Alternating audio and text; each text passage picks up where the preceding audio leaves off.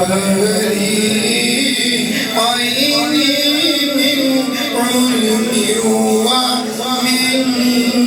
آداب مولاي صل وسلم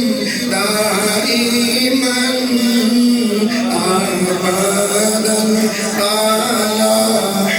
حبيبك خير الخلق كلهم يا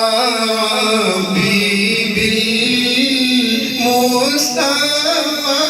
بلغ مقاصدنا يا ربي